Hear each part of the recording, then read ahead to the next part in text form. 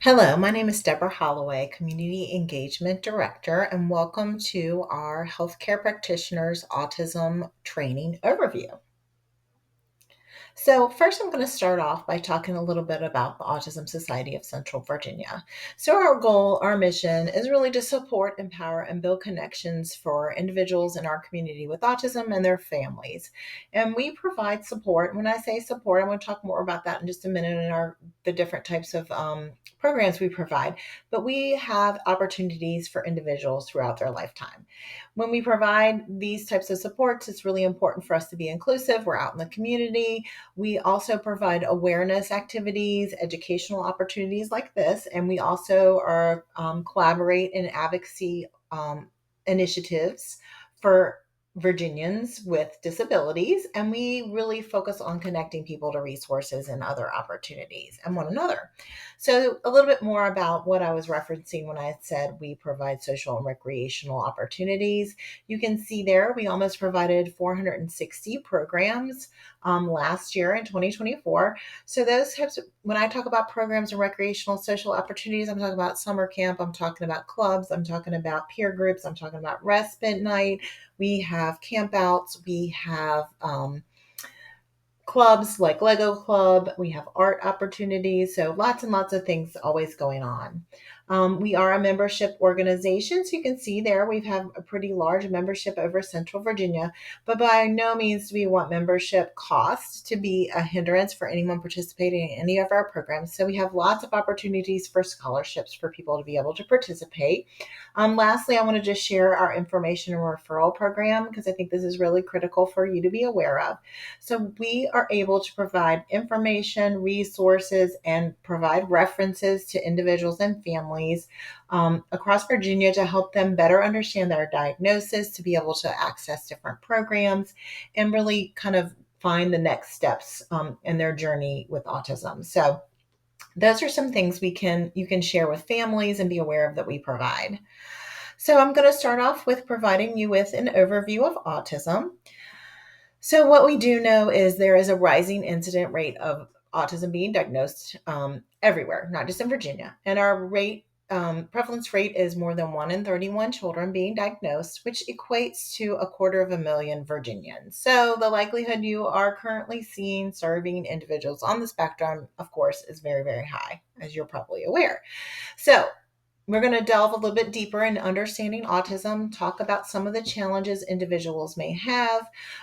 Just to reiterate, autism is a neurodevelopmental condition and it impacts individuals at all ages and persists throughout their lifespan and poses some challenges. And we're going to talk through these challenges listed there next. But before we do, I wanted to chat a little bit more about autism being a spectrum because I think that's really important for people to understand. Individuals are impacted differently by autism. And we feel like a good visual representation is a color palette or color wheel, like you see on your screen there. And you can see each piece of pie kind of represents one of the challenges individuals may have if they have ASD.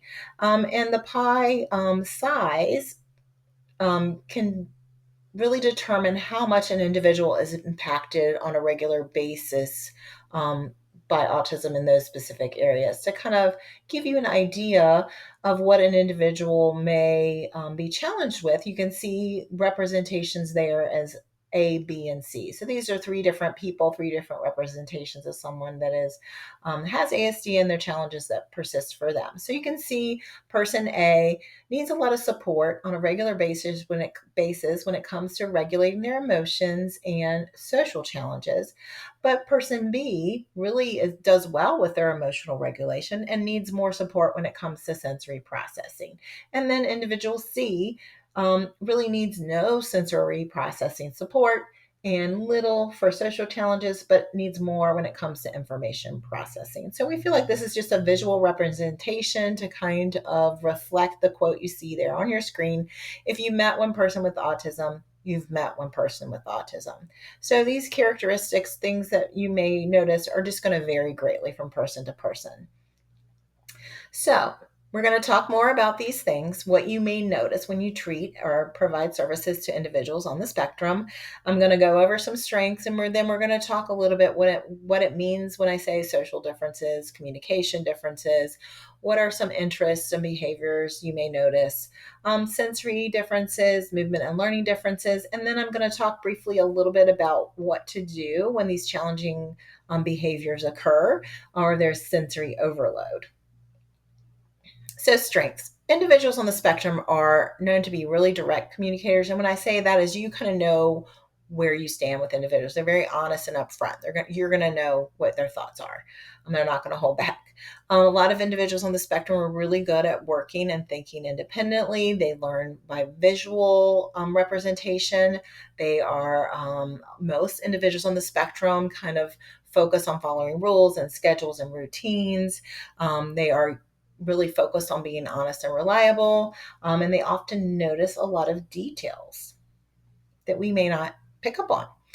Some social differences that you may notice in your patients with autism is that inability or challenge with initiating conversation, socially interacting with others, maintaining interaction. That back and forth conversation can be really difficult and cause a lot of anxiety for a lot of people on the spectrum.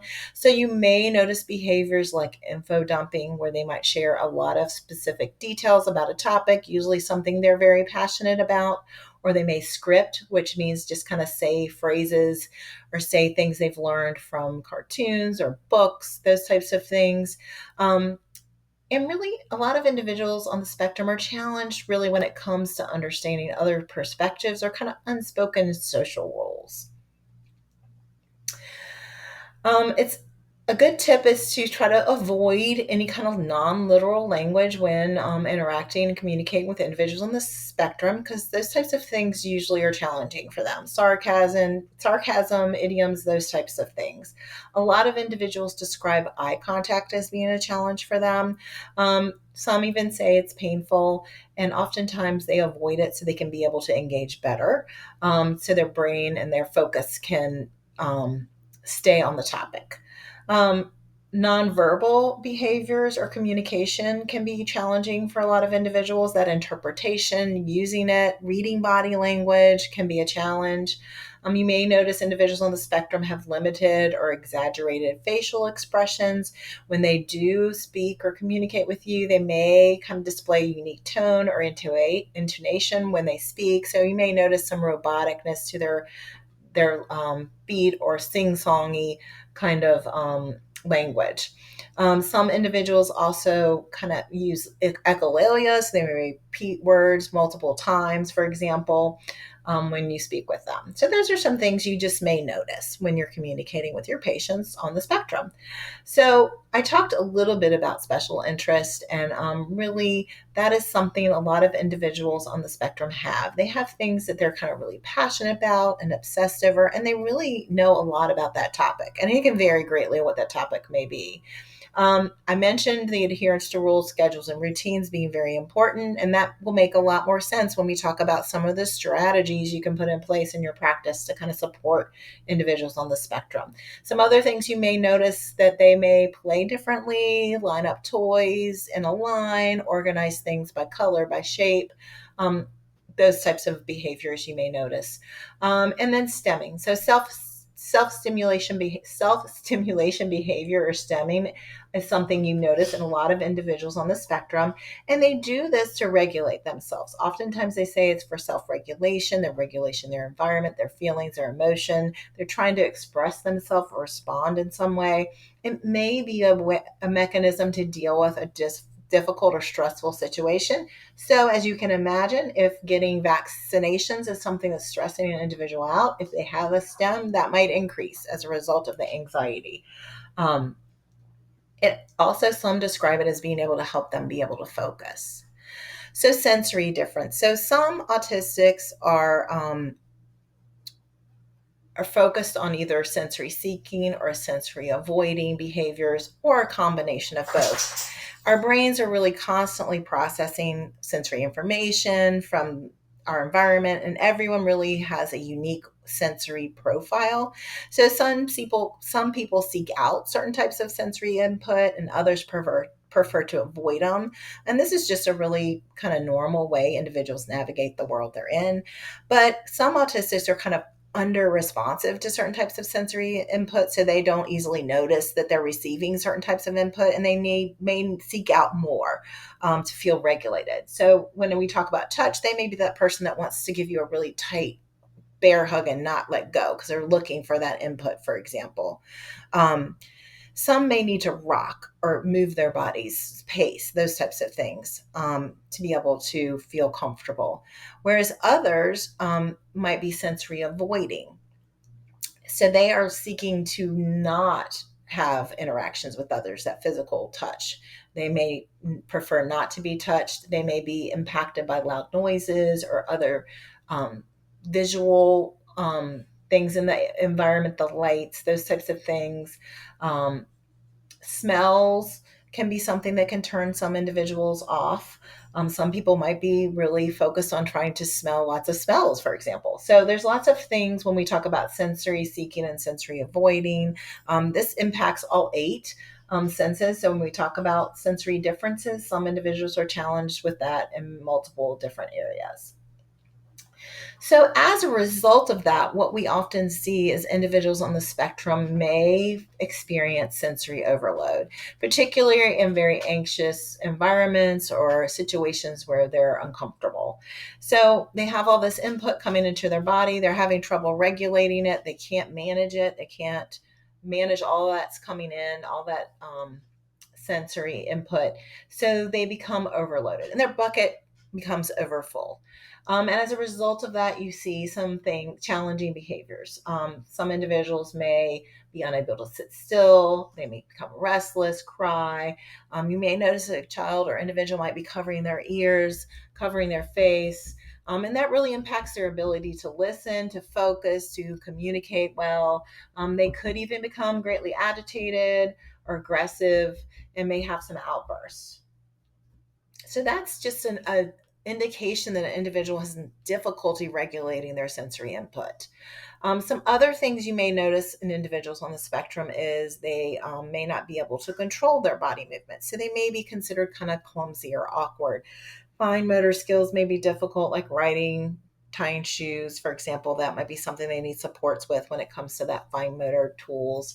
And even gross motor, some individuals may have trouble walking long distances or may need to always have armrests on their chairs to feel safe and stay put in their seat, for example, because their balance is off.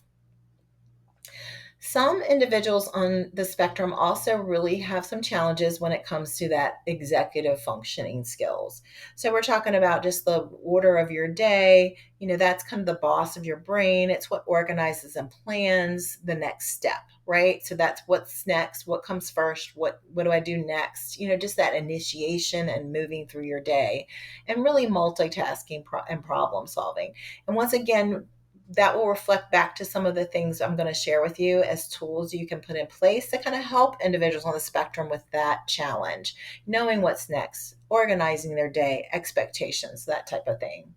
Some other things you may see in individuals with ASD diagnosis, they may also have a seizure disorder, sensory processing disorder, sleep disturbances, anxiety and mood disorders, ADHD. Some individuals may have an intellectual disability.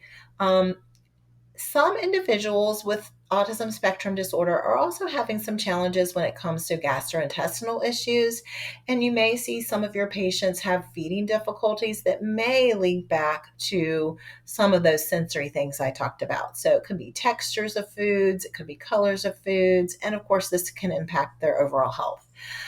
There is some concern or there's some indication that some individuals on the spectrum also may be prone to be diagnosed with PANDAS or PANS, which is an inflammation of the brain caused by strep infection or other factors. So next, I'm going to talk a little bit about communication and interaction strategies. So I've talked about what autism is, some of the challenges, some of the things you may notice about individuals, and you will notice that some of these strategies and how you communicate and interact with individuals on the spectrum kind of um, lead to meeting the needs of individuals on the spectrum. And also, the goal is setting these individuals up for a successful visit. So when you do go to communicate with individuals on the spectrum, it's important to be really clear, to have clear expectations, use simple language, not a lot of extra words, break things down in easy steps and portions. So you don't want to give somebody on the spectrum multiple different directions or a lot of information at once. Breaking them down into easy steps is really important for good communication. Once again, focusing on their strengths and their interests, using those as tools to interact with them and improve your rapport. Help them identify emotions. Oftentimes, individuals on the spectrums have these big feelings and they're really not sure what they're feeling. So, helping them say, hey, you look really nervous. You look scared. How can I help? It's being able to help them identify what's going on with them sometimes can really be helpful. And of course, allowing breaks. This might seem counterproductive because I know limitations are there when you're visiting, or excuse me, when you're having time to be with a patient. There's limited amount of time to spend with them. But what we know is that if you can build in just a little extra time for individuals on the spectrum when you have an appointment with them, that oftentimes that really can go a long way and can help avoid any kind of negative behaviors, breakdowns, meltdowns, situations where you're going to have to input a lot of time and effort into. So overall, it's best to be able to give them the opportunity to take a break if they need it. So to be able to say pause, or I need a minute, time, whatever, and you can go on and do something else and come back and give them a minute or two to regroup. Some other tips and tools that you can put into place into your practice to kind of make things go a little more smoother are some pre-appointment support. And there's all types of things you can do. Anytime you can gather as much information about your patient ahead of time during registration as you can, the more helpful it can be when you're interacting with that patient, particularly if they've seen other healthcare providers and had negative experiences. Learn from that. What happened? What was the way they addressed it? What are things you could do differently? Finding out from family members or individuals if they have a communication preference. What are their special interests? What are they interested in? Anytime you can provide any kind of paperwork ahead of time for families to prepare. If you're able to reduce wait time, the waiting room can be a really stressful experience for a lot of people on with ASD. Even if you can provide the ability for individuals to wait in their car and get a call if it's really chaotic in the waiting room, for example. So those are just some suggestions and ideas around pre-appointment supports that can be built into your routine. So, communication. I'm going to talk a little bit more about communication and strategies. And all these strategies are meant to be proactive things you can do to prevent those negative behaviors or those meltdowns or sensory overloads. What we know is that about a third of autistic individuals are non speaking or minimally speaking, and they typically use some other type of mechanism of communicating or AAC device. So it could be a physical device like that Go Talk you see there on your screen. They could use picture boards or visual aids, like you see with the community communication board, where the picture symbols are used to help an individual be able to communicate by pointing.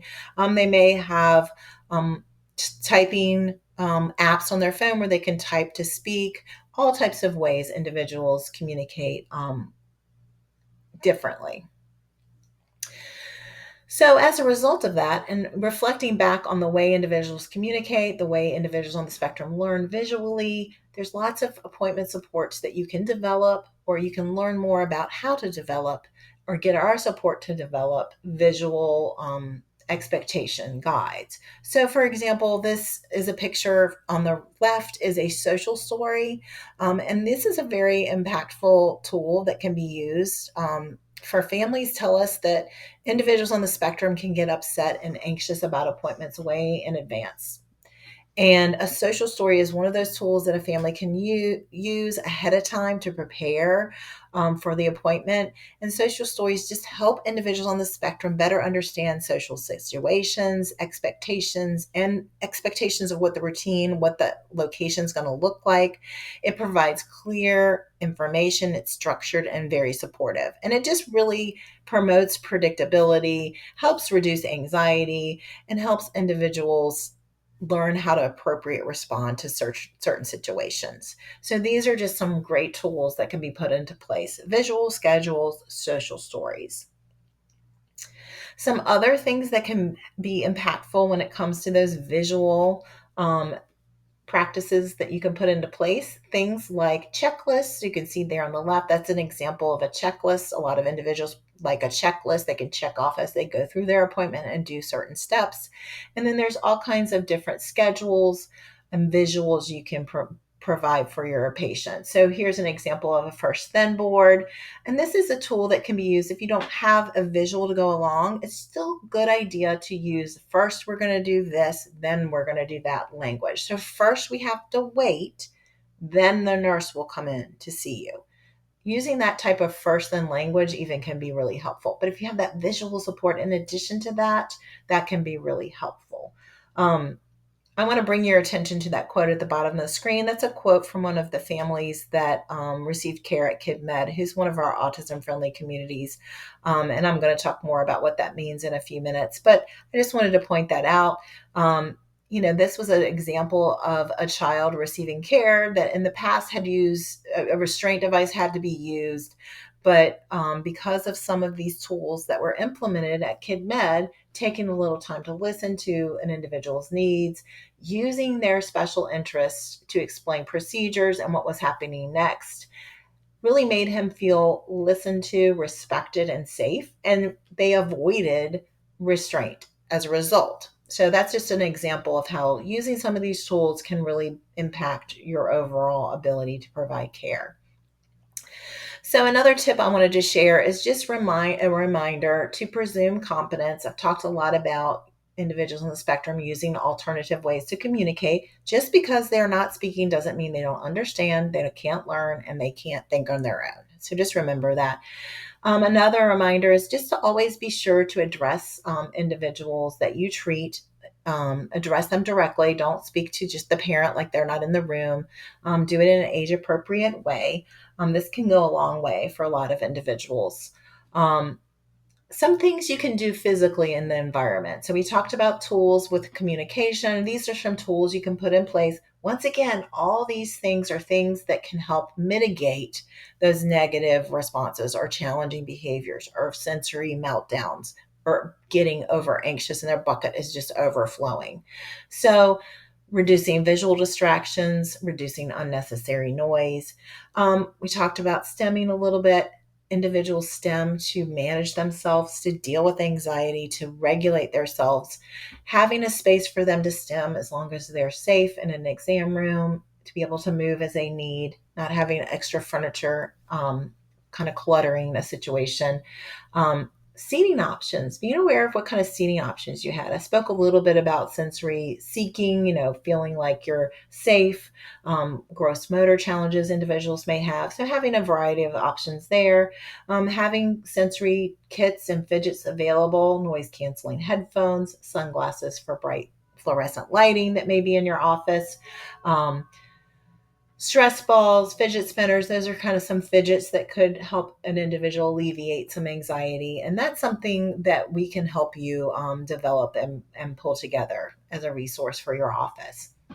So I'm going to talk a little bit more specifically about vaccination practices because, as I mentioned before, individuals, particularly those that have had a negative experience with receiving a vaccine, really can get worked up prior to going in to see a physician or an appointment to get a vaccination. And it can be really stressful for weeks and days prior to the appointment. And some families have to reschedule and cancel due to behaviors and challenges as they, are get closer to these types of appointments. So putting some things in place that kind of help support individuals during this process can really support everyone, not just individuals on the spectrum. So distractions, having conversations about things they're interested in, building rapport, that can be helpful. Comfort holds are something that can be used for individuals to kind of feel more comfortable. You can see that top picture where mom's able to kind of have the child straddle her to be able to feel comfortable while she's receiving her vaccination. Some tools like numbing cream, shock blockers, which is that yellow disc you see down there at the bottom. It's just a plastic disc that helps kind of disseminate some of the sensory response of getting a vaccine.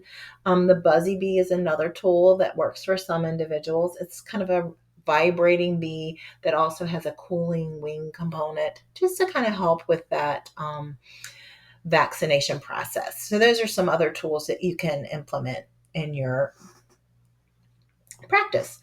All right, so we talked a lot about things you can do to prevent escalation. And that's really a lot of what you can do is put these things into place. But we do know is sometimes this escalation is still going to occur no matter what we do. So some things you can do if a patient of yours becomes escalated, becomes agitated, um, have one primary person be there communicating with them. So if we're in a exam room, for example, we don't want to try to squeeze 5 or 6 clinicians in there to try to manage a child that's escalating. That becomes even more overwhelming to them and probably is not going to help de-escalate the situation at all. And in addition to that, you want to provide one person being the primary communicator. So you don't want multiple people talking or interacting with that child that is having challenging behavior. And of course, that person needs to remain calm and model calm communication. Once again, that's stemming if that's something they need to do and it's helping regulate them, having that space for them, allowing them to do it, as long as it's a safe stem, that can be helpful for them. The help wait prompt is a way of interacting or kind of supporting an individual when their behavior is escalating or when they're becoming overwhelmed. So you offer, what can I do? And then you need to wait, because we talked about that executive functioning and following directions can be a challenge. So when an individual is overwhelmed, that can get a little bit worse. So you need to give that person time to process what you've asked and be able to respond. They may not respond to you, so you need to wait and then ask if they need help again. What can I do to help? And if they are able to respond and give you a response, what might be helpful? I need a blanket. Then you can give them that prompt. Why don't you try to sit here in this chair and I'll wrap this blanket around you? That help wait prompt. You may do that help wait part multiple times before you get a response, but that's okay. The goal is just to reassure them, to let them know that they're safe and that you're there to help them. Something to keep in mind is that a lot of individuals on the spectrum are at risk to elope or they're trying to escape if they feel overloaded. It's kind of heightened sense of flight, right? So be aware of that. Be aware of where they are, what other areas are available to them. If they're in an exam room during near the emergency exit, be aware of that. Place a staff member maybe between the door to the exit and in the hallway, just in case the child tries to run and puts themselves in further danger. Once again, using their interests as tools, letting them hang on to an infinity item they brought with them that means a lot to them, offering sensory supports or fidgets to help them manage their escalated behavior, for example. So these are all some things you can do once or if, and hopefully a lot of the things we've talked about will prevent some of the clients from getting, some of your patients from getting escalated or overloaded or melting down. But if that does happen, these are some strategies you can put into place. So really, I wanted to share that becoming an ally, so supporting all your patients, is the process is creating kind of that sensory friendly healthcare program, and really that is important not just for individuals with autism, but individuals with ADHD, anxiety, and other sensory challenge. These barriers can create medical appointments to be very, very challenging for them, and unfortunately, oftentimes leads to poorer health outcomes. So we really want to try to partner and make your interactions with individuals on the spectrum and sensory challenges a more positive one. So we do that in lots of ways, and I just wanted to share a few ways that we can continue to have conversations and be able to support you. This overview was meant to just give you an idea of how we can support you and give you some tips and tricks to implement yourself now. But we are able to come in and meet with staff, so we can meet with all your clinical team and provide a more in-depth training. So we can provide education and training. We can also provide what we call our sensory friendly healthcare certificate. And this is a program that kind of was built out of providing healthcare providers with the tools they need, with a package of tools to kind of implement themselves. So it includes a training, and it includes basically sensory friendly resources. And it includes some templates and some sensory kits that you and your team can pull together these resources and develop some of these things I've talked about today. Do your own sensory audit in your office location, create your own social story, maybe look at some examples of intake forms and implement some of the things in the way you do things. As a result of being a sensory friendly healthcare certificate recipient, we will recognize those organizations on our website. So, lastly, really quick, I wanted to tell you a little bit about our Autism Friendly Designation Program. And this is a three-tiered program where we are able to help organizations kind of embed autism friendly practices and sensory friendly practices at the pace that fits at the pace that fits your organization's needs. And really, each level kind of builds on the last level and ensures long term sustainability and system wide accessibility improvements. And we collaborate with these partners to develop these tools for them and help implement some of these strategies to make it easier for them to be able to support individuals on the spectrum and with sensory challenges. And just to share really quick, we currently have 9 autism friendly partners. You can see they're listed here. And we really have an ongoing commitment to one another in relationship to continue to provide training and support to these organizations on a regular basis. So if you're interested in learning any more about any of these programs I talked about, feel free to reach out to me and we can talk more about how we could better meet your needs. Once again, thank you so much for participating in this training. And there you can reach me is my email address if you would like to reach out. Thank you so much.